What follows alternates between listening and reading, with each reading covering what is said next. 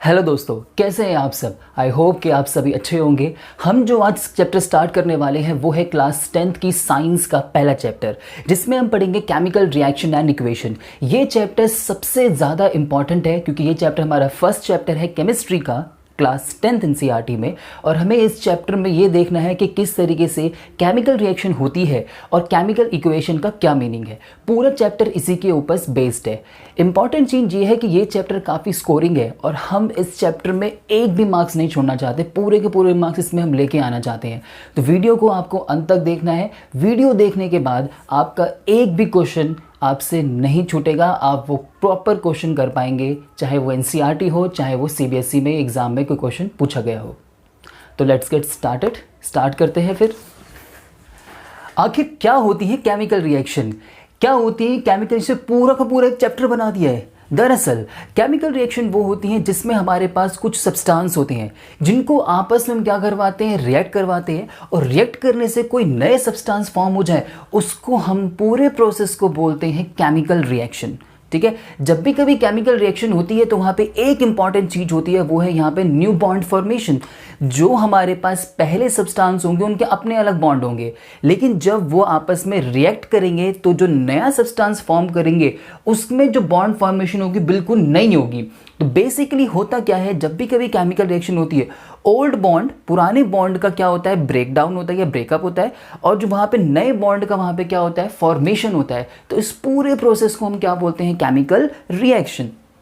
अब किसी भी केमिकल रिएक्शन को अगर हमें एक्सप्रेस करना है, अगर हमें दिखाना है, या फिर हम ये बोलें कि अगर हमें प्रेजेंट करना है किस तरीके से हम केमिकल रिएक्शन को लिख पाएंगे या शो कर पाएंगे, तो उसके लिए दो चीज़ें इंपॉर्टेंट होती हैं। एक होता है हमारे पास रिएक्टेंट और दूसरा हमारे पास क्या होता है, प्रोडक्ट। रिएक्टेंट क्या होते हैं, प्रोडक्ट क्या होते हैं, वैसे तो आप लोग पढ़ के आ चुके हैं 9th क्लास में, लेकिन फिर भी थोड़ा सा रिव्यू ले लेते हैं। रिएक्टेंट वो होते हैं ऐसे सब्सटेंस जो कि आपस में रिएक्ट कर रहे हैं, ठीक है। और प्रोडक्ट क्या होते हैं, प्रोडक्ट ये वो सब्सटेंस होते हैं, वो तब फॉर्म होते हैं जब रिएक्टेंट आपस में क्या कर चुके होंगे, रिएक्ट, और जो नया सब्सटेंस फॉर्म हुआ उसी को हमने क्या नाम दे दिया है, प्रोडक्ट। या तो हम सिंपल टर्म में ऐसे बोल देते हैं, कई बार कुछ बुक्स में लिखा हुआ है कि एरो के लेफ्ट साइड पर जो भी पोर्शन होगा उसको हम बोलते हैं रिएक्टेंट, और एरो के जो राइट साइड में होगा उसको हम क्या बोल देते हैं, प्रोडक्ट। एक चीज़ जैसे कि एग्जाम्पल एनसीईआरटी ने बहुत अच्छे से दिया हुआ है। एनसीईआरटी का एक जो एग्जाम्पल है वो ये है कि अगर हमारे पास मैग्नीशियम है, दरअसल हमारे पास क्या, एक मैग्नीशियम रिबन है।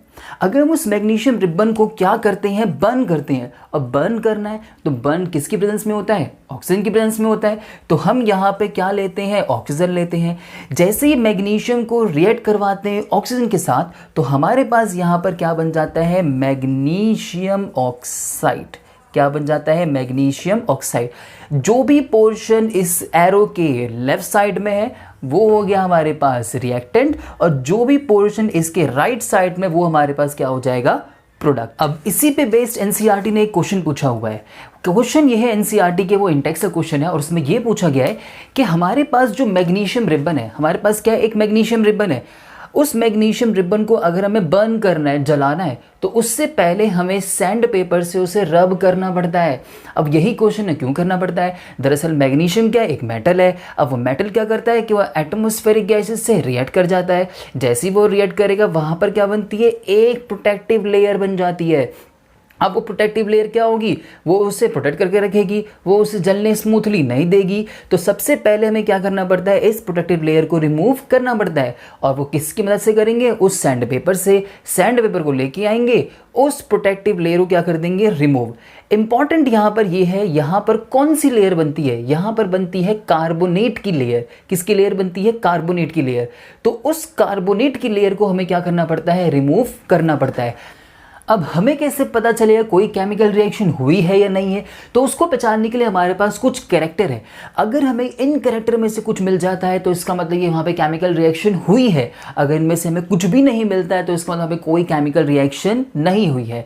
तो ये कैरेक्टर एविडेंस देंगे कि हमने जो सब्सटेंस मिलाए क्या वो रिएक्ट करे या नहीं करे।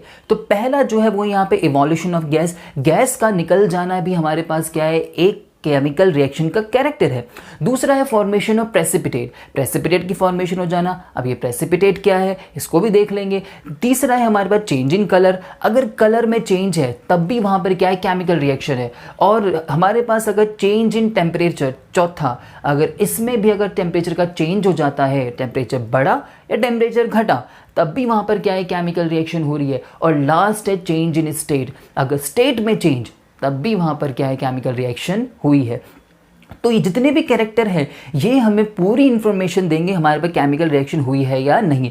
एक इंपॉर्टेंट चीज़ एक और है, कोई भी केमिकल रिएक्शन ये ऐसा नहीं है कि वो सिर्फ एक ही कैरेक्टर शो करने वाली है। एक कैरेक्टर शो करेगी तो भी वहाँ पे केमिकल रिएक्शन है, अगर वहाँ पे एक से ज़्यादा शो कर दे तब भी वहाँ पर क्या केमिकल रिएक्शन है। ऐसी हमें रिएक्शन पढ़ेंगे जहाँ पे वो एक से ज़्यादा कैरेक्टर शो करेंगे। तो इसका मतलब ये मत समझना कि यहाँ पे 2 कैरेक्टर शो कर रहा है तो हमने कुछ गड़बड़ कर दी, नहीं, वहाँ पे भी कोई ना कोई केमिकल रिएक्शन हो रही है। तो सबसे पहला है हमारे पास evolution of gas. Evolution of gas में क्या होने वाला है, गैस निकलने वाली है। अब जैसे ही गैस निकल जाएगी इसका मतलब ये हुआ कि वहाँ पे केमिकल रिएक्शन हुई है। जैसे कि हम यहाँ पे क्या करते हैं, एक कॉनिकल फ्लास्क लेते हैं। कॉनिकल फ्लास्क कैसी होती है, ऐसी होती है, ठीक है। तो अगर हमारे पास क्या है, एक कॉनिकल फ्लास्क है, इस कॉनिकल फ्लास्क में हमारे पास क्या डले हुए हैं, यहाँ पर जिंक के ग्रैन्युल, जिंक के टुकड़े डले हुए हैं। तो ये मेरे पास यहाँ पे क्या है, जिंक के ग्रैन्युल्स हैं, जिंक ग्रैन्युल्स, ठीक है। और ऊपर से हमने इसके अंदर एक चीज ऐड कर दी, और वो क्या ऐड करा, इसके अंदर हमने ऐड कर दिया सल्फ्यूरिक एसिड। सल्फ्यूरिक एसिड, अब वो भी कैसे ऐड किया है, डाइल्यूट। अब ये डाइल्यूट और कंसंट्रेट क्या होता है, जब हम एसिड बेस सॉल्ट करेंगे वहां पे आ जाएगा अच्छे से, ठीक है। जैसे ही हम सल्फ्यूरिक एसिड जिंक के साथ, जिंक के अंदर ऐड करेंगे जिंक ग्रैनुअल से, तो जिंक के ग्रैनुअल क्या करेंगे, इस सल्फ्यूरिक एसिड से रिएक्ट करना स्टार्ट कर देंगे। अब रिएक्ट करने के बाद यहाँ पे क्या होगा, यहाँ पे एक गैस निकलना स्टार्ट हो जाएगी, यहाँ से गैस निकलना स्टार्ट हो जाएगी। और वो गैस यहाँ पे कौन सी निकलती है, H2 गैस। कौन सी गैस निकलती है, H2 गैस। बट हमें कैसे पता चला कि यहाँ पे H2 ही गैस निकल रही है, हो सकता है यहाँ पे CO2 निकल जाए, हो सकता है यहाँ पे ऑक्सीजन निकल जाए, इनमें से ये भी निकल सकती है। तो इसके लिए हम क्या करते हैं, बर्नर लेके आते हैं।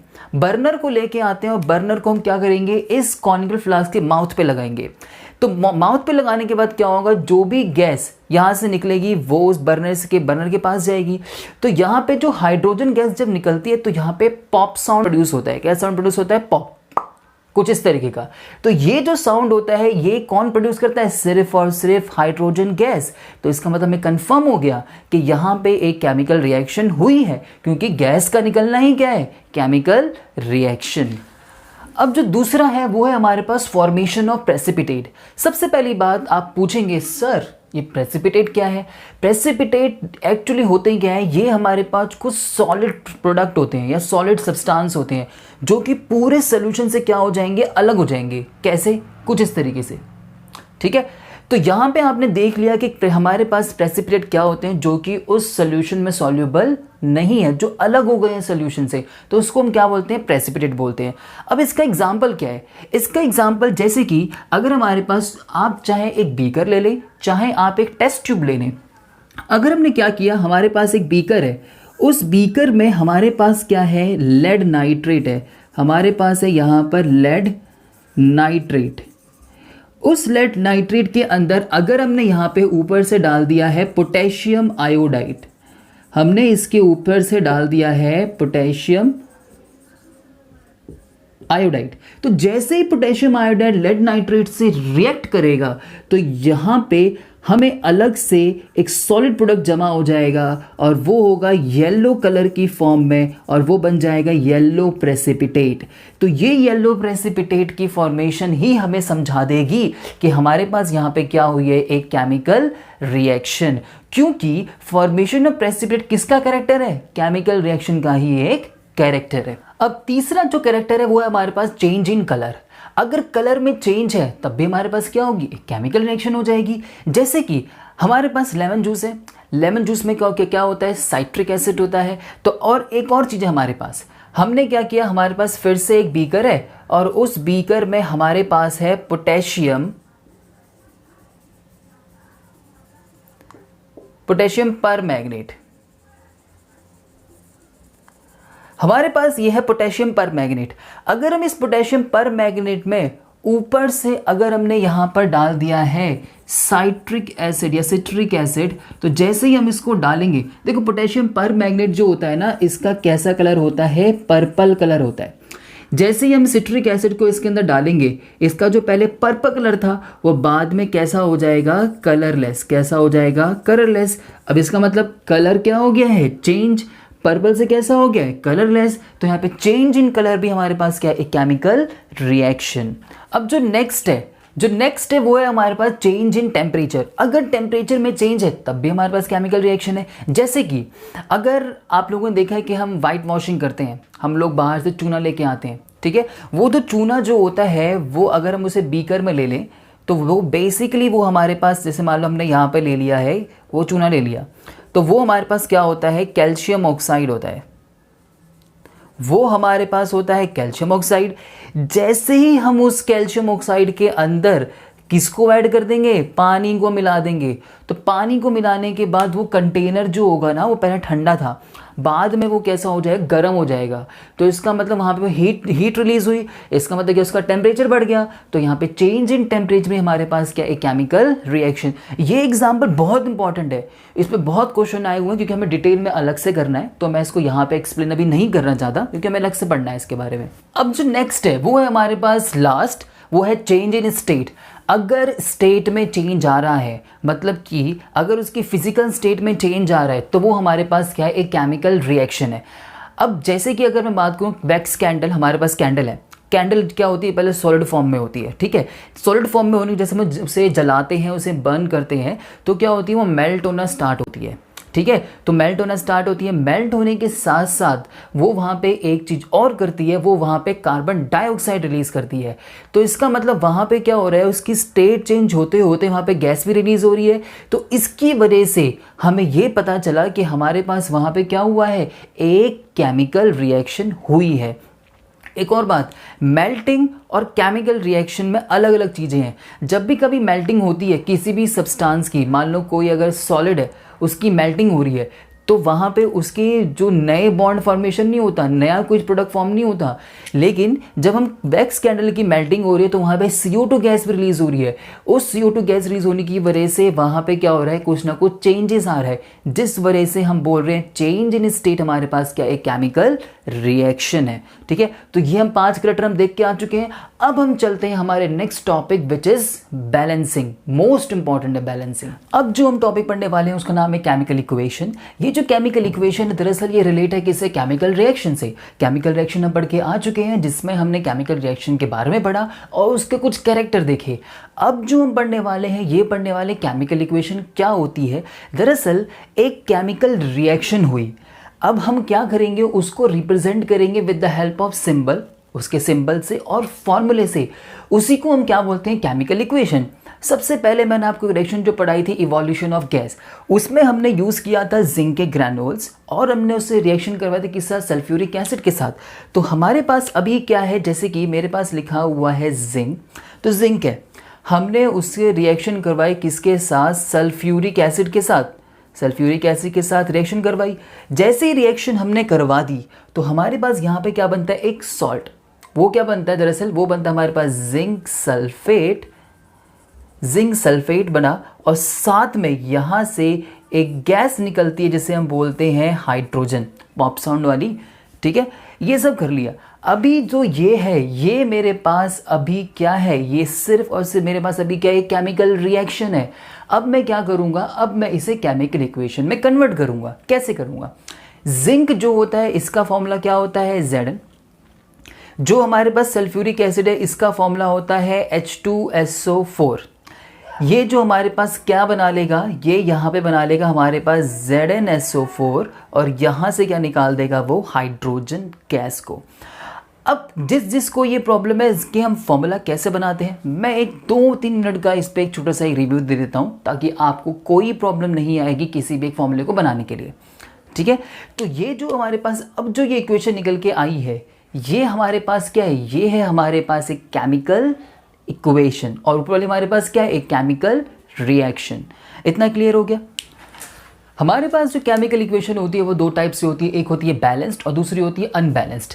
अगर हम यहाँ पे बात करें बैलेंस्ड की, तो बैलेंस में हमारे पास क्या होता है, हमें बताइए हमारे पास होता है रिएक्टेंट और हमारे पास क्या होता है प्रोडक्ट। अगर नंबर ऑफ एटम जो होंगे रिएक्टेंट साइड के, अगर वो इक्वल हो जाए number of atom in the product side, तो इसका मतलब हमारे पास जो रिएक्शन वो कैसी है, बैलेंस्ड है।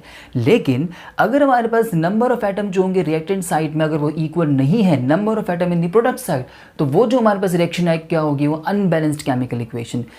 अभी हम यहाँ पे क्या करते हैं, एक एग्जाम्पल से इसको समझते हैं।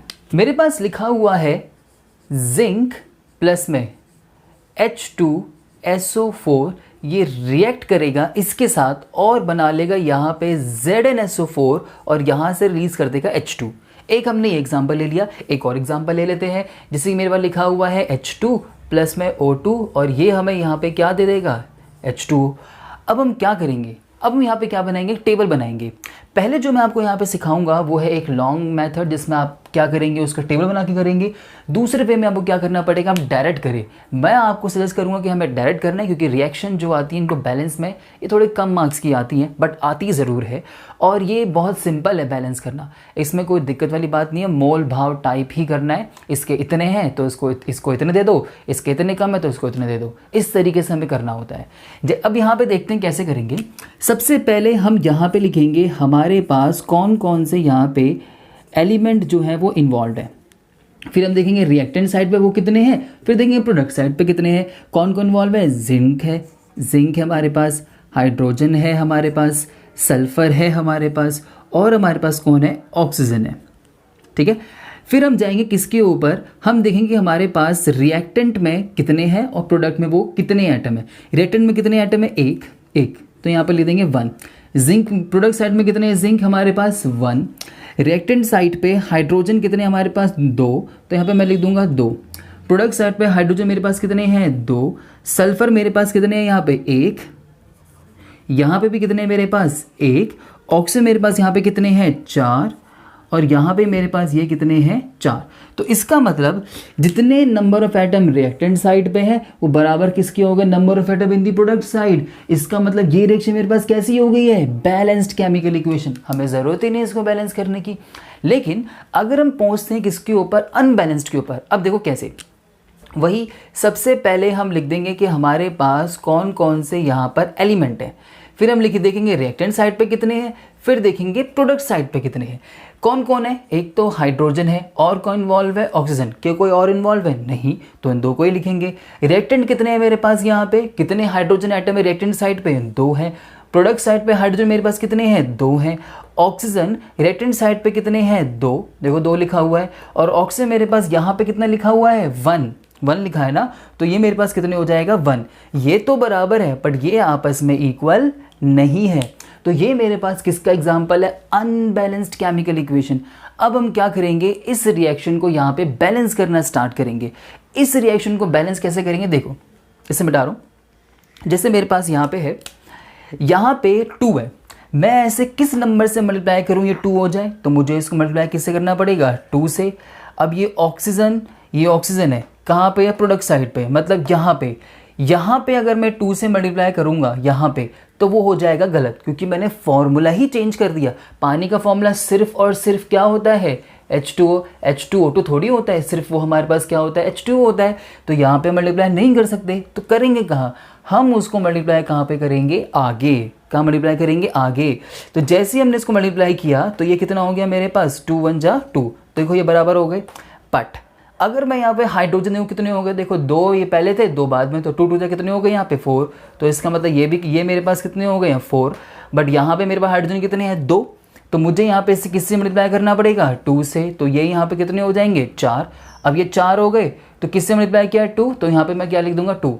क्या मैं फिर से यहाँ पे 2 से मल्टीप्लाई करूँ, नहीं, क्योंकि ये जो 2 मल्टीप्लाई किया ये सिर्फ इससे हुआ है। ये 2 इस फॉर्मूले, ये 2 अलग, ये वाला जो 2 है इस ऑक्सीजन से नहीं होगा, क्योंकि ये ऑक्सीजन और ये हाइड्रोजन अलग अलग फॉर्म में है। यहाँ पे किस फॉर्म में थे, कंबाइन। तो एक से करूँगा तो पूरे से करना पड़ेगा, इसलिए मैंने इसको पूरे से मल्टीप्लाई किया है।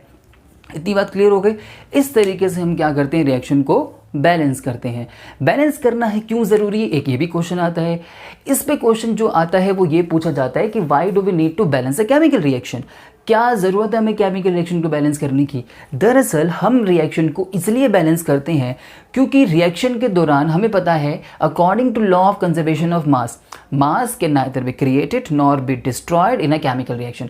मास को ना ही तुम बना सकते हैं और ना ही तो उसको डिस्ट्रॉय कर सकते हैं। तो इसी को फॉलो कराने के लिए हम क्या करते हैं, रिएक्शन को बैलेंस करते हैं। और जो भी किसी नंबर से हम खुद से मल्टीप्लाई करेंगे उसको हम फॉर्मूले के बाहर मल्टीप्लाई करेंगे, फॉर्मूले में मल्टीप्लाई नहीं करना, वरना फॉर्मूला ही चेंज हो जाएगा और आंसर हो जाएगा गलत। ठीक है। जब हम किसी केमिकल रिएक्शन को बैलेंस करना स्टार्ट करेंगे तो वहाँ पे सबसे इंपॉर्टेंट जो आता है वो है वहाँ पे फॉर्मूले बनाना। अगर हम वहाँ पे फॉर्मूले नहीं बना पाते हैं तो हमारे पास कोई भी केमिकल रिएक्शन बैलेंस करना इम्पॉसिबल हो जाएगा। तो सबसे पहला काम है हमें केमिकल रिएक्शन बनाना आनी चाहिए। अब वो हम उस केमिकल रिएक्शन को बनाने के लिए मैंने यहाँ पे कुछ वैलेंसीज दी हुई है। इन वैलेंसीज को आपको यहाँ पे याद करना पड़ेगा। अगर आपने ये वैलेंसीज याद नहीं करी तो आप केमिस्ट्री में वीक हो जाएंगे और आप ये इतना ईजी चैप्टर, इतना अच्छा चैप्टर, इतना स्कोरिंग चैप्टर को आप हाथ से निकाल देंगे। तो बैलेंसिंग मस्ट है और बैलेंसिंग करना आपको आनी चाहिए, लेकिन उसके लिए आपको फॉर्मूला बनाना पहले आना चाहिए। ठीक है। तो कैसे बनाएंगे फॉर्मूला वो देखो। जैसे मेरे पास लिखा हुआ है सोडियम क्लोराइड, तो सोडियम का अगर हम सिंबल देखें क्या होता है, सोडियम का सिंबल होता है Na। अब सोडियम किस में जाता है, Na प्लस में जाता है। क्लोराइड मतलब मेरे पास क्या है, क्लोरीन, तो वो किस में जाएगा, Cl माइनस में जाएगा। अब जो चार्ज वही उसकी क्या होती है, वैलेंसी होती है। तो प्लस, तो यहाँ पे लिख दूंगा 1, ये यहाँ पे लिख दूंगा 1। अब 1 इसके पास, 1 इसके पास, मेरे पास क्या बन जाएगा, NaCl। ठीक है। पोटेशियम हाइड्रोक्साइड, अब पोटेशियम हाइड्रोक्साइड, पोटेशियम का सिंबल क्या होता है, K, और ये किस में जाता है, K प्लस। हाइड्रोक्साइड क्या होता है, OH माइनस। देखो जरा OH माइनस कहाँ है, OH माइनस। इसकी वैलेंसी कितनी होती है, 1। जो चार्ज वही उसकी क्या होती है, वैलेंस। चार्ज प्लस का 1 है तो 1, माइनस का 1 है तो 1। अच्छा, आप पूछ सकते हैं कि भैया यहाँ +1 -1 लिखूँ मैं? कोई नेसेसरी नहीं है, कोई नीड नहीं है, क्योंकि आपने यहाँ पे माइनस चार्ज पहले ही लगा दिया है। और वैसे भी हम फॉर्मूला लिखेंगे, हमें डायरेक्ट फॉर्मूला लिखना है, हमें यहाँ पे आयंस नहीं बनाने हैं अभी। तो 1 इसके पास जाएगा, 1 इसके पास जाएगा, और ये बन जाएगा KOH। लेड नाइट्रेट, लेड पे बहुत क्वेश्चन आता है। लेड का सिंबल क्या होता है, Pb, और ये किस में जाता है, Pb2 प्लस में जाता है। नाइट्रेट क्या होता है, ये होता है NO3 माइनस। 2 प्लस का मतलब किस में जाएगा, +2। माइनस का मतलब किस में जाएगा, माइनस का 1। तो -1 इसके पास और प्लस का 2 इसके पास। तो फॉर्मूला, अब ध्यान से देखना, फॉर्मूला बनेगा Pb के पास कितना गया है, 1। ये जो 2 है ये पूरे के पास जाएगा, तो यहाँ लिखूंगा मैं NO3 और यहाँ पे मैं क्या लिख दूंगा, होल ट्वाइस। किसी दिमाग में क्वेश्चन आ रहा है भैया यहाँ माइनस लिख दो, जब फॉर्मूला बनाते हैं तो उस टाइम पे माइनस नहीं लिखते। तो फॉर्मूला क्या बन जाएगा, PbNO3 होल ट्वाइस। 1 को लिखो मत लिखो, बात बराबर है। कैल्शियम कार्बोनेट, अब देखो कैल्शियम, मैं इसको यहाँ लिख दूँ। कैल्शियम का सिंबल हमारे पास क्या होता है, Ca, और ये किस में जाता है, Ca2 प्लस में जाता है। कार्बोनेट का सिंबल हमारे पास क्या होता है, CO3, और किस में जाता है, 2 माइनस में जाता है। जो चार्ज वही वैलेंसी, तो यहाँ प्लस का 2, यहाँ पे प्लस के लिखने की जरूरत नहीं, सॉरी, यहाँ 2 और यहाँ पे भी क्या आ जाएगा, 2। तो 2 इसके पास और 2 इसके पास। तो फॉर्मूला क्या बनेगा, देखो Ca के पास गया 2, CO3 जो होल ट्वाइस था इसके पास भी क्या चले गया, 2, और 2 से 2 क्या हो जाएगा, कैंसिल। तो फॉर्मूला हमारे पास क्या बन जाएगा, सिंपली CaCO3। बेरियम सल्फेट, अब बेरियम सल्फेट कैसा है, बेरियम का सिंबल हमारे पास क्या होता है, Ba2 प्लस, किस में जाता है, 2 प्लस में जाता है। सल्फेट क्या होता है, SO4 2 माइनस। जो चार्ज वही वैलेंसी, तो यहाँ पे आ जाएगा 2, यहाँ पे भी क्या आ जाएगा 2, 2 इसके पास और 2 इसके पास। तो क्या बनेगा, Ba2 पूरा का टूट के इसके पास जाएगा, तो बनेगा SO4, यहाँ पे क्या आएगा, होल ट्वाइस। 2 से 2 कैंसिल, फॉर्मूला क्या बन जाएगा, BaSO4। एल्युमिनियम हाइड्रोक्साइड, एमोनियम का फॉर्मूला क्या होता है, NH4 प्लस, देखो, और हाइड्रोक्साइड क्या होता है, OH माइनस। जो चार्ज वही वैलेंसी, 1 1, तो 1 इसके पास, 1 इसके पास, बन जाएगा NH4OH। कॉपर सल्फेट, कॉपर का सिंबल देखो, मैं इसको यहाँ लिख देता हूँ। कॉपर का सिंबल जो होता है वो होता है Cu, ये किस में जाता है, 2 प्लस में। सल्फेट किस में जाता है, SO4 2 माइनस में। इसके पास भी 2, इसके पास भी 2, 2 इसके पास, 2 इसके पास। तो क्या बन जाएगा हमारे पास, Cu2SO4 पूरा टूट के जाएगा, तो 2 से 2 क्या हो जाएगा, बाद में कैंसिल। तो फॉर्मूला क्या बनेगा, CuSO4। ये हमारे पास यहाँ पे इस तरीके से फॉर्मूले बन जाएंगे। आपको ये जितने भी फॉर्मूले बताए हैं ये आपको बनाना आना चाहिए। ये इतने ही नहीं है, ये और भी हैं। जब बैलेंसिंग करेंगे तो वहाँ पे बहुत सारे आएंगे। लेकिन आपको ये जो भी यहाँ पे वैलेंसी जितनी भी हैं ये आपको याद होनी चाहिए। वैलेंसीज याद नहीं है तो आपको प्रॉब्लम आएगी, ठीक है। अभी हम क्या कर चुके हैं, अभी हम फॉर्मूला बना के आ चुके हैं कि हमें देख लिया कि एक केमिकल फॉर्मूले को हमें कैसे बनाना है, और हम ये भी देखते आ चुके हैं कि हमारे पास एक रिएक्शन बैलेंस्ड कब होती है और एक रिएक्शन अनबैलेंस्ड कब होती है।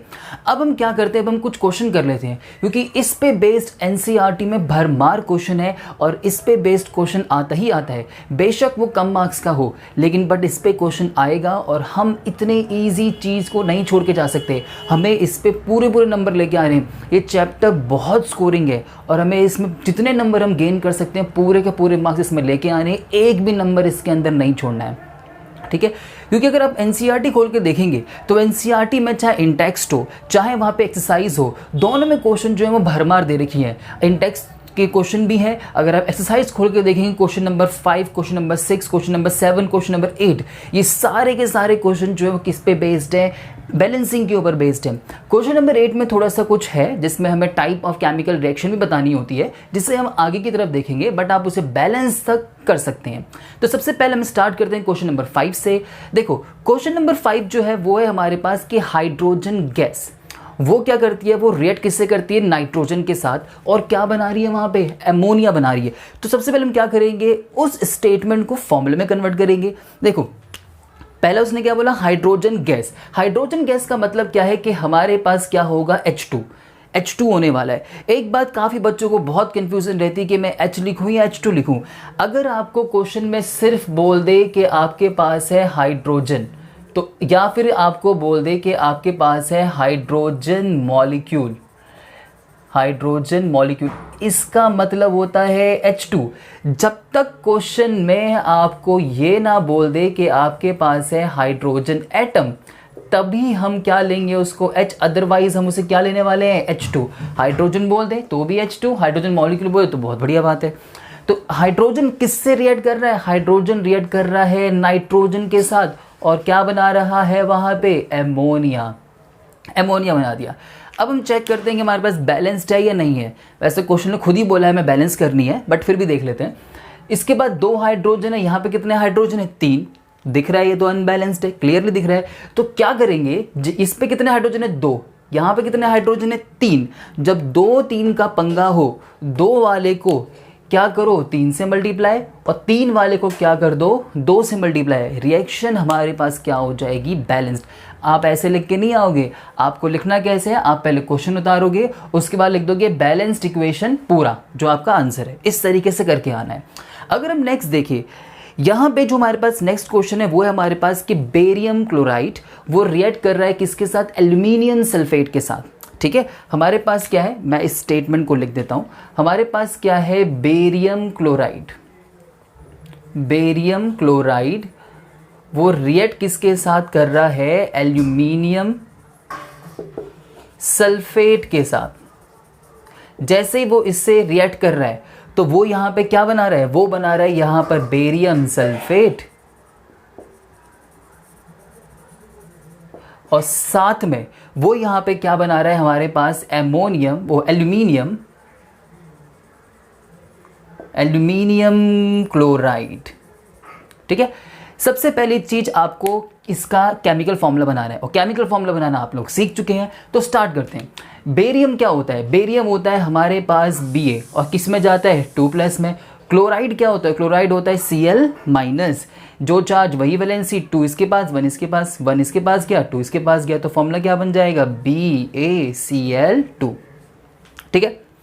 अब इस पर देखते हैं एल्यूमिनियम सल्फेट। एल्यूमिनियम क्या होता है, एल्यूमिनियम होता है Al, सल्फेट क्या होता है SO4 2-, ठीक है। एल्यूमिनियम जाता है किस में, Al3+ में जाता है, जो चार्ज वही वैलेंसी, 3 इसके पास 2 इसके पास, 2 इसके पास गया, 3 पूरा जाएगा इसके पास, तो क्या बन जाएगा Al2SO4 होल थ्राइस, ठीक है।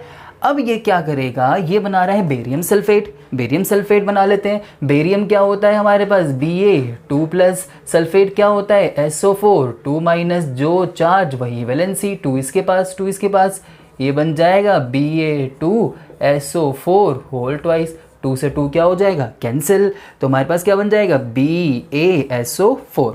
अब आता है एल्यूमिनियम क्लोराइड। एल्यूमिनियम क्लोराइड बना लेते हैं, तो ये जाएगा Al3 प्लस में, यहाँ जाएगा Cl माइनस में। ये मेरे पास जो चार्ज वही वैलेंसी 3 और 1 इसके पास 3 इसके पास, क्या बन जाएगा AlCl3। रिएक्शन हमने यहाँ पर लिख ली। अब चेक करते हैं क्या ये बैलेंस्ड है या अनबैलेंस्ड। देखो बेरियम यहाँ पे कितने हैं, 1, यहाँ पे बेरियम कितने हैं हमारे पास 1, क्लोरीन यहाँ पे कितने हैं 2, बट क्लोरीन यहाँ पे कितने हैं 3, रिएक्शन अनबैलेंस्ड है। और मैंने बताया था यहाँ पे 2 और यहाँ पे 3 का पंगा हो तो 2 वाले को 3 से मल्टीप्लाई और 3 वाले को किससे मल्टीप्लाई कर देंगे हम 2 से।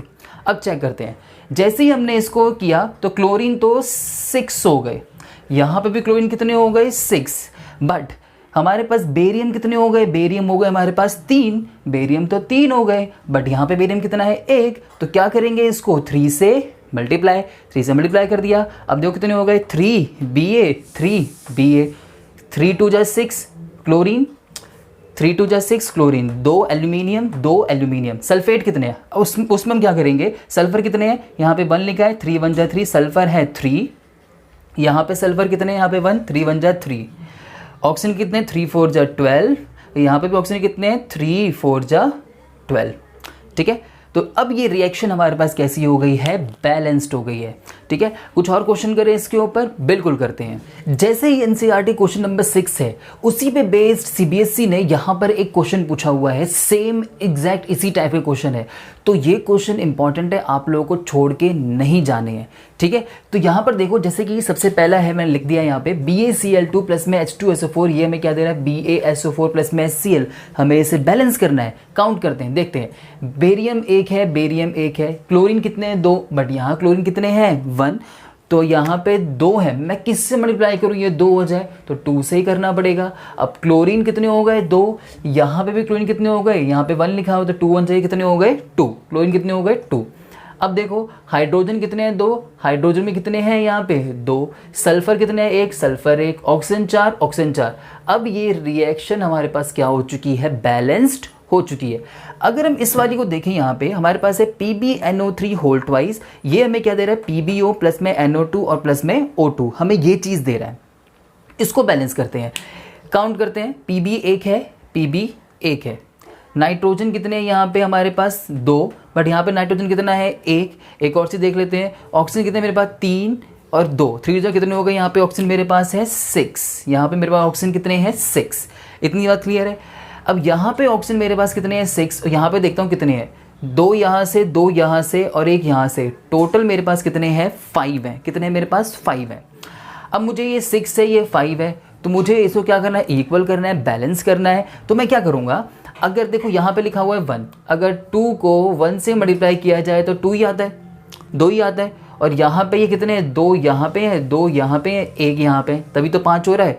तो अगर मैं इसको 2 से मल्टीप्लाई कर दूँ तो 2 1 जा कितने हो गए 2, अब ये कितने हो चुके हैं 2, ये टोटल कितने हो गए मेरे पास 6, ऑक्सीजन कितने हो गए मेरे पास 6, ये बैलेंस। Pb कितने हो गए मेरे पास 2, बट यहाँ पे 1, तो इसे किससे मल्टीप्लाई कर दूंगा मैं 2 से मल्टीप्लाई कर दूंगा। अब देखो, अब मेरे पास ऑक्सीजन कितने हो गए 2, 3 2 जा कितने हो गए 6, तो ये थे, अब ये 3 2 जा 6 तो हमारे पास ये है। ठीक है, ऑक्सीजन हमारे पास 3 2 जा कितने हो गए 6, और 2 जब इससे मल्टीप्लाई होगा 6, ये 3 2 जा 6 और 6 इंटू 2 हमारे पास कितने हो जाएंगे, ये हो जाएंगे हमारे पास 12। तो इसका मतलब हमारे पास कितने ऑक्सीजन है 12 ऑक्सीजन है। अब यहाँ देखते हैं, यहाँ पे हमारे पास कितने हो गए 2 तो यहाँ से हैं, 2 हमारे पास यहाँ से हैं, और 2 अगर हम इसमें देखें 2 हमारे पास यहाँ से, टोटली कितने हो गए हमारे पास 6, बट अभी हमारे पास कितने हो गए हैं 12। एक और चीज़ देखते हैं, नाइट्रोजन पहले कितने थे, ये है 1, तो यहाँ पे देखो 2 1 जा 2, तो 2 यहाँ से, तो 2 1 जा 2, तो ये नाइट्रोजन हो गए, और जब ये 2 इससे होगा तो कितने हो जाएंगे नाइट्रोजन मेरे पास 4 हो जाएंगे। इतनी बात क्लियर हो गई। तो अगर मैं यहाँ पे देखूँ, मेरे पास नाइट्रोजन कितने हैं 4, अगर मैं यहाँ पे इसको 4 से मल्टीप्लाई कर दूँ, किससे मल्टीप्लाई कर दूँ 4 से, तो देखो क्या हो जाएगा, मेरे पास नाइट्रोजन हो जाएंगे 4। अब ऑक्सीजन देखते हैं, ऑक्सीजन यहाँ पे तो 12 है, यहाँ पे कितने हो गए, ये हो गए मेरे पास 1, 2 1 जा 2, ये हो गए 2, 4 2 जा मेरे पास ये कितने हो गए हैं 8, और यहाँ पे मेरे पास कितने हो गए, ये हो गए हैं 2, तो टोटली मेरे पास कितने हो गए हैं 12। अब देखो Pb भी 2 है, Pb भी 2 है, ऑक्सीजन मेरे पास 12 है, ऑक्सीजन मेरे पास कितने हैं 12, नाइट्रोजन मेरे पास कितने हैं 4, नाइट्रोजन मेरे पास कितने हैं 4। अब ये रिएक्शन हमारे पास क्या हो गई है बैलेंस्ड। कॉन्ग्रेचुलेशन, आपको बैलेंसिंग आ चुकी है। अब आप क्या करें, आप यहाँ पे एनसीईआरटी खोलें, एनसीईआरटी के जो जो क्वेश्चन है इसको आप सॉल्व करें जो बैलेंसिंग पे है। आपसे कोई भी क्वेश्चन नहीं छूटेगा। अगर आपने सारे कॉन्सेप्ट अच्छे समझ लिए हैं तो आपको कुछ भी दिक्कत नहीं आएगी, क्योंकि बैलेंसिंग में कुछ नहीं है। यहाँ पे आपको सिर्फ एक न्यूमेरिकल नंबर से ही मल्टीप्लाई करना है, तो उसमें कोई टेंशन लेने की बात नहीं है। पर ये इंपॉर्टेंट है, आपको बैलेंसिंग आनी चाहिए। अब हम क्या करेंगे, अब हम जो नेक्स्ट टॉपिक है वो हम करेंगे हमारे पास टाइप्स ऑफ केमिकल रिएक्शन। उसके लिए हम या तो एक नई वीडियो बनाएंगे या तो फिर हम क्या करेंगे, एक नेक्स्ट पार्ट बना देंगे, क्योंकि वीडियो थोड़ी ज़्यादा लेंदी हो रही है।